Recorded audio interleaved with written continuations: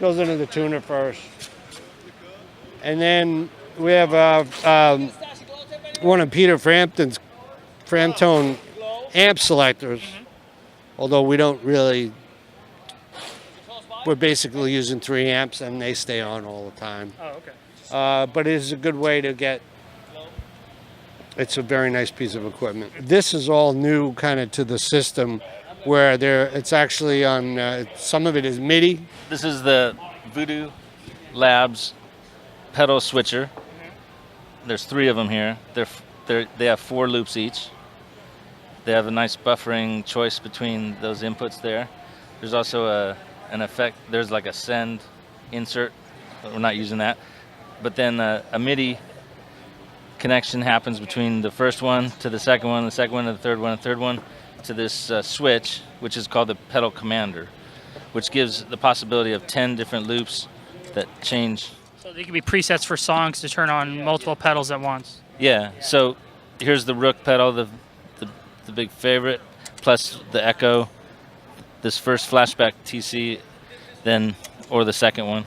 So you can get to the dry signal. You can do things, whatever you want to do out here too, and then get back to dry. Set it up virtually any way I want. There's less wear and tear on the pedals themselves also.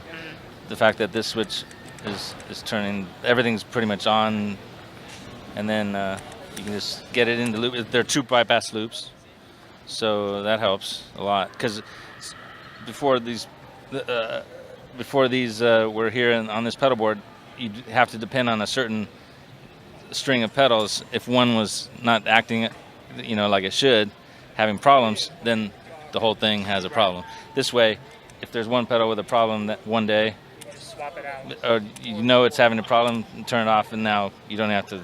You can fix it later, or at a better time. Really is kind of taking the place of my Klon, which I love too, is a great pedal. But this one, not quite as transparent as the Klon, but it's untransparent in a beautiful way. It adds just a great degree of fatness to the sound. It's, I guess, very similar in a way to the Fat pedal.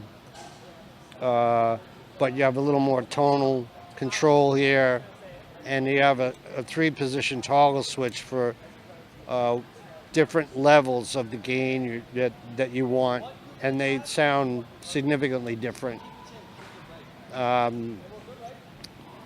This is new to us, this Sustainer.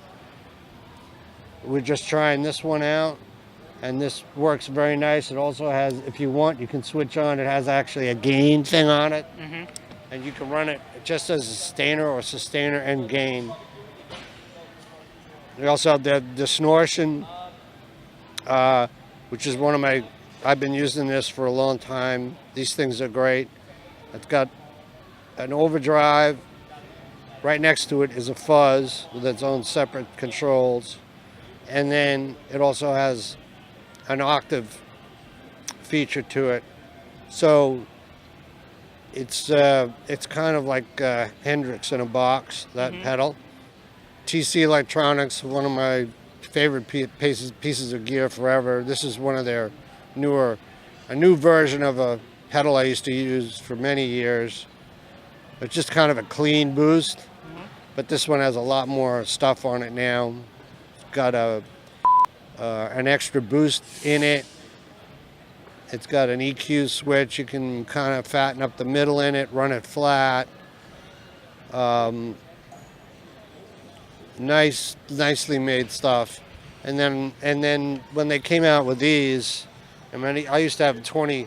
This is basically a 2290, which used to be a 3-inch rack space piece of gear. Now it's pretty much inside these pedals.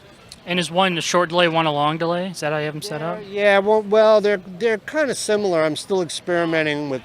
Number 1 is my favorite, and I also have their flanger, which I love the sound of, their chorus, and their reverb pedal, which is real nice.